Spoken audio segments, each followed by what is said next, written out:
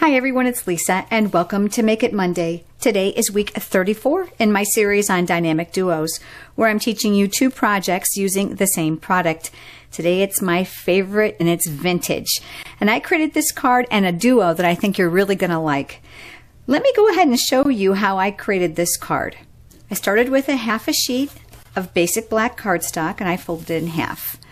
And you know I'm a big fan of the bone folder so that your cards lay nice and flat.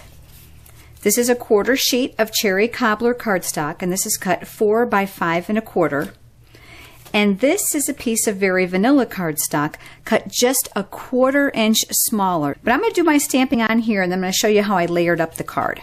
You're going to notice that there's two images on here. I've used a background stamp and a larger focal point collage photo. It really doesn't matter which one you stamp first. This is the dictionary background stamp, and I'm going to bring in a piece of grid paper, because you're going to need this in order to use the background stamp the way I recommend. Face up on your work surface, and this is crumb cake ink, and I'm going to cover it.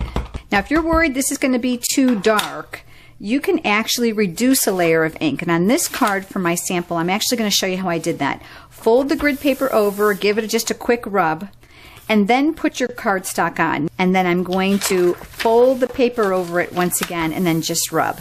Then you don't have to carry that big stamp in your hand and you don't have to worry about fumbling it. And this image is from the stamp set called Postage Due. I love the different pieces in it, especially those vintage stamps.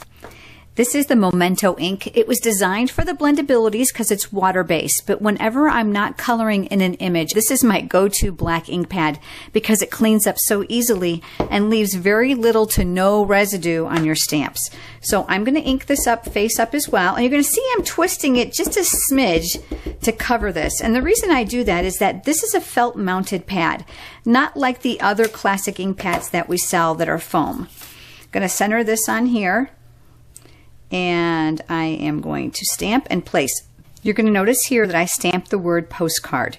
Now this photopolymer image is from the stamp set called Wonderlust, and it is still available. You're going to have to look under the photopolymer stamps on the online shopping network, which is on my blog.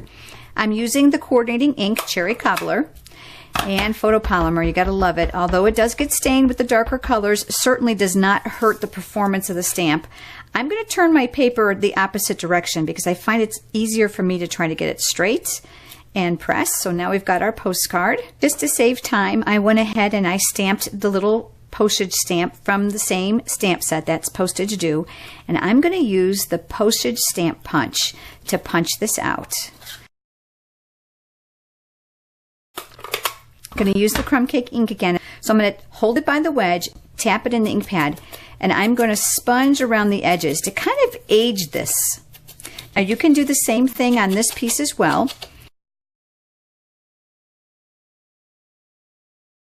Now we're ready to layer our card. This is the piece of cherry cobbler. This piece is going to go on top.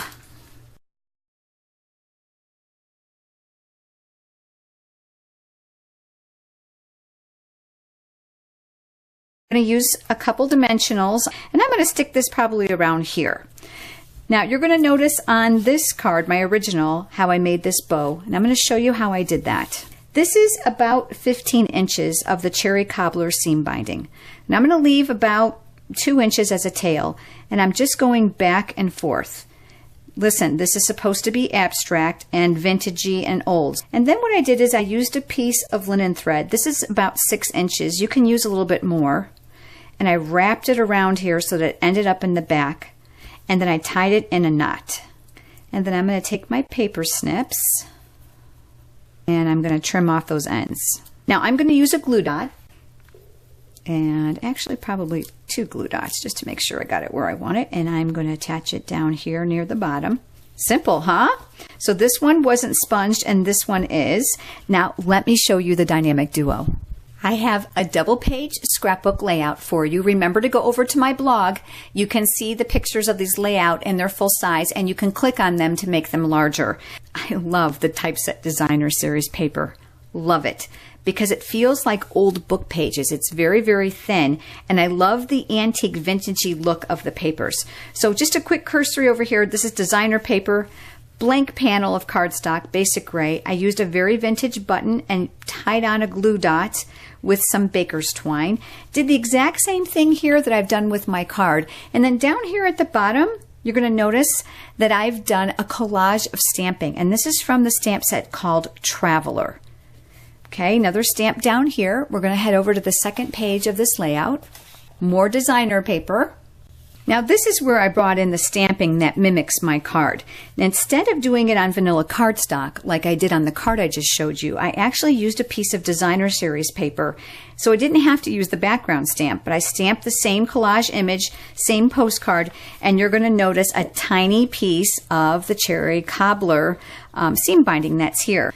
So that's today's Dynamic Duos, and I look forward to seeing you next week for Make It Monday.